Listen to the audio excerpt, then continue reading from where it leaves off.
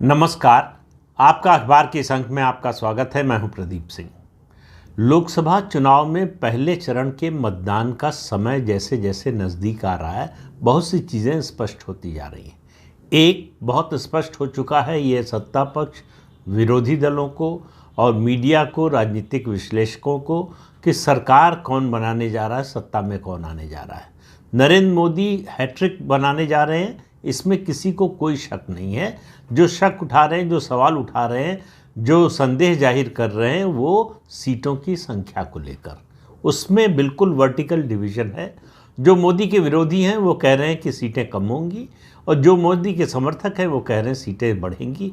जो राजनीतिक विश्लेषक हैं, जो ज़मीनी सच्चाई को देख पा रहे हैं, वो भी इस बात से सहमत हैं कि बीजेपी की सीटें बढ़ेंगी, लेकिन उनमें उनके बीच में मतभेद है कितनी बढ़ेंगी। 2019 से ज़्यादा होंगी। बढ़ने का तो पैमाना वही है, उसका स्टैंडर्ड वही है कि 2019 में जो 303 सीटें मिली थी उससे ज़्यादा मिलेंगी या कम मिलेंगी। 272 से ज़्यादा मिलेंगी या कम मिलेंगी। तो 272 मिलने में, यानी 272 मिलने में, जो कि बहुमत के लिए, स्पष्ट बहुमत के लिए ज़रूरी है, उस पर मुझे नहीं लगता कि किसी को शक है। राजनीतिक बयानबाजी के लिए कोई कुछ भी बोले, भले ही कहे कि 272 के नीचे आ जाएंगे, 250 के नीचे आ जाएंगे, 200 आ जाएंगे, ये कोरी भाषणबाजी है, बयानबाजी है, जो चुनाव के समय बहुत जायज़ बात है, बहुत वाजिब बात है। इसमें कोई गलत बात नहीं है। विपक्षी आपका जो है वो आपके समर्थन में नहीं बोलेगा, ये आप उम्मीद भी आपको नहीं करनी चाहिए कि वो आपके समर्थन में बोलेगा। तो फिर ये चुनाव में देखने को रहा क्या है? सवाल ये है कि नतीजा अगर पहले से चुनाव का तय है, पहले से सबको मालूम है कि नतीजा क्या आने जा रहा है, तो और कौन सा बड़ा बदलाव इन चुनावों का नतीजा लेकर आएगा जिस पर हमारी नज़र होनी चाहिए। तो एक एक करके अलग अलग वीडियो में अलग अलग विषयों पर बात करेंगे। आज बात कर रहे हैं राष्ट्रीय पार्टी की जो छवि है भारतीय जनता पार्टी की। भारतीय जनता पार्टी रीजनल, एक तरह से रीजनल पार्टी तो कभी नहीं रही, उस सेंस में मल्टी स्टेट पार्टी रही लंबे समय तक, जनसंघ के समय से, और उसके बाद भी जब 1980 में भारतीय जनता पार्टी का गठन हुआ जनता पार्टी से निकलकर, तब भी वो कभी भी राष्ट्रीय पार्टी सही मायने में, मैं चुनाव आयोग की जो टेक्निकल परिभाषा है राष्ट्रीय पार्टी की उसकी बात नहीं कर रहा हूँ, उसके हिसाब से तो आम आदमी पार्टी भी राष्ट्रीय पार्टी है, तो और बहुजन समाज पार्टी भी राष्ट्रीय पार्टी है, सीपीएम भी राष्ट्रीय पार्टी है, तो उसको छोड़ दीजिए। बात असल में होता है कि आप देश के सभी राज्यों में आपकी राजनीतिक मौजूदगी है, आपकी राजनीतिक नुमाइंदगी है, यानी आपके प्रतिनिधि हैं हर प्रदेश में, विधानसभा और लोकसभा में। अगर ऐसा है तो आप सही मायने में राष्ट्रीय पार्टी हैं। इस दृष्टि से भारतीय जनता पार्टी को कहा जाता रहा है कि वो राष्ट्रीय पार्टी नहीं है। वो दरअसल पहले कहा जाता था उत्तर भारत की पार्टी है, फिर ये हुआ उत्तर भारत और पश्चिम भारत की पार्टी है, फिर हुआ कि पश्चिम भारत, उत्तर भारत और पूर्वोत्तर भारत की पार्टी है।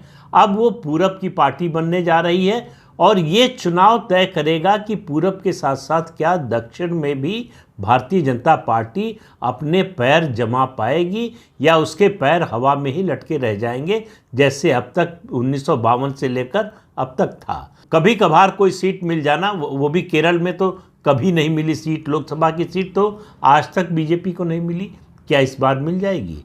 तमिलनाडु में क्या होगा, आंध्र प्रदेश में क्या होगा, तेलंगाना में क्या होगा, कर्नाटक में क्या होगा, ये सबको मालूम है। वहाँ भी सवाल सिर्फ इतना है कि पिछली बार 25+1 जीते थे 28 में से, इस बार वो संख्या बरकरार रहेगी या उसमें से 1-2 सीटें कम हो जाएंगी, या गठबंधन हुआ है जनता दल एस से, तो उसकी वजह से क्या 28 की 28 सीटें जीत जाएंगे। ये बीजेपी का दावा है, उसके विरोधियों का दावा है कि उसकी सीटें कम होने जा रही हैं। तो उन दावों को छोड़ दें।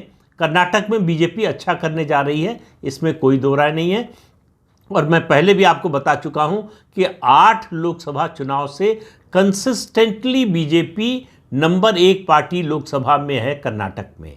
तो उस स्थिति में तो कोई बदलाव नहीं होने जा रहा। तो कर्नाटक का इशू तो सेटल्ड है बीजेपी के लिए। दक्षिण में अगर एक राज्य है जहां बीजेपी निश्चिंत है तो वो है कर्नाटक।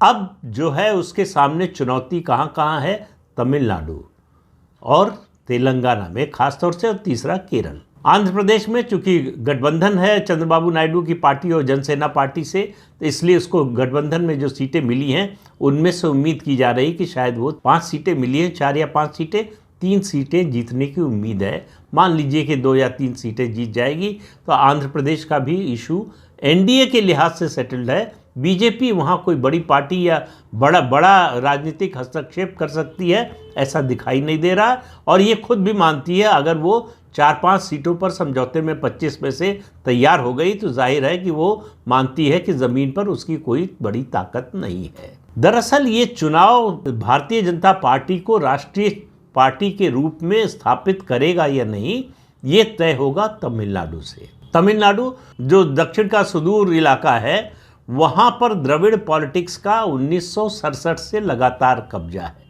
1962 में 1962 में आखिरी बार कांग्रेस पार्टी वहाँ से जीती थी। उसके बाद से डीएमके या एआईडीएमके, इन्हीं दोनों पार्टियों में सत्ता की अदला बदली होती रही है। ये द्रविडियन पॉलिटिक्स जो है उसमें राष्ट्रीय पार्टियों को प्रवेश नहीं मिल पा रहा है। लगातार द्रविडियन पॉलिटिक्स जो है वो तमिलनाडु की राजनीति पर हावी है। तमिलनाडु के लोगों की पसंद एक बार एक पार्टी होती है, एक बार दूसरी पार्टी होती है, एक से नाराज़ होते हैं तो दूसरे को चुनते हैं, लेकिन कोई विकल्प की ओर उन्होंने देखा नहीं, बल्कि मैं कहूँगा कि विकल्प उनके सामने प्रस्तुत नहीं हुआ। कांग्रेस पार्टी 1967 की हार से कभी उबर नहीं पाई, उससे निकलकर वो आगे कभी बढ़ नहीं पाई। उसने अपना जनाधार बढ़ाने की या अपना वोट शेयर बढ़ाने की, सीट की तो बात छोड़ दीजिए, उसकी भी कोशिश नहीं की। वो गठबंधन में अपने को जो है बहुत सुरक्षित महसूस करती रही, कभी डीएमके के साथ कर लिया, कभी एआईडीएमके के साथ कर लिया। तो इन दोनों बड़ी पार्टियों में से किसी एक का पिछलग्गू बनकर कांग्रेस पार्टी अपना अस्तित्व बचाए रखने में कामयाब रही तमिलनाडु में। भारतीय जनता पार्टी वो भी इसी रास्ते पर चली जिस रास्ते पर कांग्रेस पार्टी चली। कभी डीएमके से समझौता कर लिया, कभी एआईडीएमके से समझौता कर लिया। तो कभी समझौता किया तो 2-3 सीटें कभी मिल गई, कभी 1 सीट मिली, और ज़्यादातर ऐसा समय आया जब उसको तमिलनाडु से 1 भी सीट नहीं मिली। तो अब क्या हो गया है? अब सबसे बड़ा परिवर्तन जो दक्षिण में भारतीय जनता पार्टी की दृष्टि से आया है वो है स्थानीय नेतृत्व, राज्य का नेतृत्व। भारतीय जनता पार्टी को तमिलनाडु, केरल, तेलंगाना, कर्नाटक में पहले से है। इन राज्यों में राज्य स्तर का लोकप्रिय नेता मिल गया है, तो लीडरशिप का जो इशू था वो सेटल हो चुका है। और जो नेशनल लीडरशिप है वो आइसिंग ऑन द केक है, वो उस वोट को, उस जनाधार को बढ़ाने का काम कर रही है। और तीसरा बड़ा फैक्टर ज़मीन पर संगठन का विस्तार, बूथ लेवल तक पार्टी के संगठन का विस्तार, जो इससे पहले नहीं हुआ था। अब बहुत से लोग कहते हैं कि भाई तमिलनाडु में बीजेपी कितना बढ़ जाएगी, पिछली बार कितना वोट था, 5.6% वोट मिला था, एआईएडीएमके के साथ अलायंस था, तो इसके बाद इतना वोट मिला था, तो आखिर कितना बढ़ जाएगी। जो इस तरह का तर्क देते हैं उनकी नज़र में बीजेपी शायद 1 सीट जीत जाए, या हो सकता है 2 सीट जीत जाए, उससे ज़्यादा वो बीजेपी के लिए संभावना देखते नहीं। लेकिन मैं दूसरी तरह से आपको उस दृश्य जो है तमिलनाडु का दिखाना चाहता हूँ। पिछले 5 साल में बहुत परिवर्तन आया, बहुत बड़ा परिवर्तन आया है। इससे पहले 5 साल पहले भारतीय जनता पार्टी के लिए तमिलनाडु में बड़े से बड़े नेता के लिए, यहाँ तक कि प्रधानमंत्री नरेंद्र मोदी के लिए भी रोड शो करना बहुत कठिन, बहुत चुनौती भरा होता था। इस बार नज़ारा बदला हुआ है। अन्नामलाई से प्रधानमंत्री नरेंद्र मोदी तक भाजपा के नेताओं के रोड शो बहुत सफल हो रहे हैं। बड़ी मात्रा में लोग उमड़ रहे हैं, भीड़ आ रही है, लोग देखने के लिए आ रहे हैं, सुनने के लिए आ रहे हैं। तो एक परिवर्तन जो दिखाई देता है, ज़मीन पर नज़र आता है, सामने सामने दिखाई देता है। लेकिन आप कह सकते हैं कि रोड शो में आने का ये मतलब नहीं है कि वो सब वोटर हैं, वो सब वोट देंगे, बिल्कुल ठीक बात है। लेकिन अन्नामलाई की जो पदयात्रा थी और उसके बाद उनकी सभाओं में जो भीड़, केवल भीड़ नहीं, बात पर ध्यान दीजिए, केवल भीड़ नहीं, केवल भीड़ से तय नहीं होता कि कितना समर्थन है, भीड़ का रिस्पांस कैसा है, भीड़ में जो शामिल लोग हैं उनके चेहरों पर किस तरह की प्रतिक्रिया है, किस तरह के भाव हैं, इनसे तय होता है कि वो वोटर बनेंगे या नहीं बनेंगे।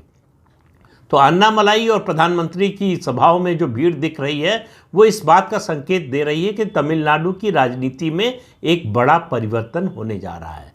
तमिलनाडु द्रविड़ राजनीति का विकल्प जो खोज रही थी बीजेपी के रूप में, उसे वो दिखाई दे रहा है। क्या तमिलनाडु का मतदाता उसे अपनाएगा? ये एक बड़ा प्रश्न है जिसका जवाब अभी तो नहीं मिल सकता, 4 जून को ही मिलेगा, लेकिन उसके संकेत दिख रहे हैं। ये लग रहा है कि बदलाव होने जा रहा है। सवाल ये है कि ये उम्मीद जो है ये बदलाव होगा तो कितना बड़ा बदलाव हो जाएगा। तो मैं आपको ले चलूँगा 2019 और 2014 के पश्चिम बंगाल में।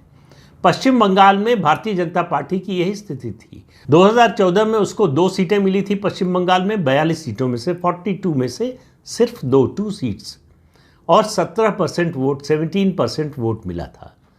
और सिर्फ 5 साल में, जबकि वहाँ पर मजबूत पार्टी के तौर पर तृणमूल कांग्रेस तो थी ही, सत्तारूढ़ पार्टी है, उसके अलावा सीपीएम जो 34 साल सत्ता में रही और कांग्रेस जो लगभग 3 दशक तक उससे पहले सत्ता में रही, ये दोनों पार्टियां मौजूद थी। इन दोनों पार्टियों की मौजूदगी के बावजूद बीजेपी का वोट शेयर 40.2% बढ़कर हो गया 17% से। सीधे एक छलांग में इतनी लंबी और ऊंची छलांग भारतीय जनता पार्टी ने पश्चिम बंगाल में लगाई, जबकि उसका सांगठनिक जिस तरह से तमिलनाडु में भी बना लिया है उस तरह से 2019 में भी नहीं बना था। हर बूथ पर उसका कार्यकर्ता तक नहीं था। 2019 तक ये स्थिति थी। इस बार तमिलनाडु में ये स्थिति नहीं है। तीसरा जो बहुत बड़ा फैक्टर है, बंगाल और तमिलनाडु में जो अंतर है, बंगाल में 30% आबादी मुसलमानों की है। मुस्लिम आबादी का होने का मतलब है कि एंटी बीजेपी वोट पक्के तौर पर 30% है। बाकी की बात ही छोड़ दीजिए, बाकी में तो बात ही मत कीजिए, इसमें 0 मिलेगा बीजेपी को। तो बीजेपी जो 100 नंबर का प्रश्न पत्र होता है उसमें से बीजेपी को 70 में से नंबर मिलते हैं और बाकी पार्टियों को 100 में से। ये फर्क है बंगाल में और तमिलनाडु में। तमिलनाडु में मुस्लिम पॉपुलेशन केवल 5.6% है। तो वो जो नेगेटिव मार्किंग थी भारतीय जनता पार्टी के लिए पश्चिम बंगाल में, वो तमिलनाडु में नहीं है। और ये 5.6% भी कहीं कंसंट्रेटेड नहीं है। तो इस तरह से चुनाव के नतीजों को प्रभावित करने की स्थिति में नहीं है। तमिलनाडु में राजनीति जातियों से तय होती है। भारतीय जनता पार्टी ने इसीलिए सबसे ज़्यादा जोर, सबसे ज़्यादा मेहनत की है सामाजिक समीकरण को साधने की। जो प्रभावशाली जातियां हैं उनको जोड़ने के लिए, उनसे जुड़ी हुई जो छोटी छोटी पार्टियां हैं, रीजनल पार्टी हैं, उनको अपने साथ लेने की, उनको अपने गठबंधन में शामिल करने की। तो मेरा मानना है कि 2024 में तमिलनाडु 2019 का पश्चिम बंगाल होगा भारतीय जनता पार्टी के लिए। आज आपसे कह रहा हूं, तमिलनाडु में भारतीय जनता पार्टी को 20 से 25% वोट मिलेगा और सीटें 12 ऐसी सीटें हैं जिन पर भारतीय जनता पार्टी कंटेस्ट में है। इसमें से 7-8 सीटें ऐसी हैं जिसमें पिछले चुनाव में उसको 28 से 31% के बीच में, 28 से 31% के बीच में वोट मिला था। तो भारतीय जनता पार्टी, अब वो बात आप कह सकते हैं कि एआईएडीएमके से अलायंस था तो एआईएडीएमके का भी वोट रहा होगा, लेकिन एआईएडीएमके का जो कैडर है वो उस तरह से वोट ट्रांसफ़र करता नहीं, पार्टी में उस तरह की सिनर्जी बनती नहीं।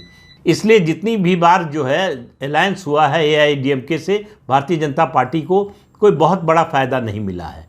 इसीलिए भारतीय जनता पार्टी ने इस बार तय किया कि अन्ना द्रमुक के साथ गठबंधन नहीं करेंगे। और गठबंधन नहीं करने का फैसला भारतीय जनता पार्टी के लिए वरदान की तरह साबित हुआ है, क्योंकि भारतीय जनता पार्टी तमिलनाडु की राजनीति में इस चुनाव में, 2024 के ही चुनाव में, अन्ना द्रमुक को रिप्लेस करने जा रही है नंबर 2 पार्टी के तौर पर। तो द्रमुक पहले नंबर पर होगी, दूसरे नंबर पर तमिलनाडु में 2024 के लोकसभा चुनाव में भारतीय जनता पार्टी होगी। केरल के बारे में आपको पहले बता चुका हूं, तेलंगाना के बारे में भी बता चुका हूं। इन दोनों राज्यों में भारतीय जनता पार्टी का वोट शेयर और सीटें दोनों बढ़ने वाली हैं। और आंध्र प्रदेश की अभी बात हमने कर ही ली।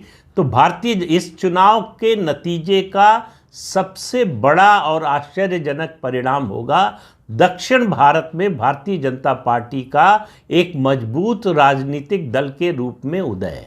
ये जो उसके बारे में धारणा थी कि ये उत्तर भारत की पार्टी है या पश्चिम भारत की पार्टी है, दक्षिण में इसका कोई जनाधार नहीं है, कोई इसका विस्तार नहीं है, वो जो दाग लगा हुआ था भारतीय जनता पार्टी पर, वो राजनीतिक दाग जो है समाप्त होने जा रहा है 2024 के चुनाव में। तो जब भी आप तमिलनाडु के बारे में सोचें 2024 के लोकसभा चुनाव के नतीजे के बारे में, तो एक बार 2019 का पश्चिम बंगाल के चुनाव का नतीजा याद कर लीजिएगा।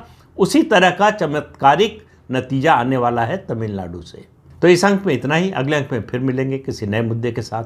तब तक के लिए अनुमति दीजिए। आपसे अनुरोध है कि ये चैनल देखिए, शेयर कीजिए, लाइक कीजिए और सब्सक्राइब जरूर कीजिए। नमस्कार।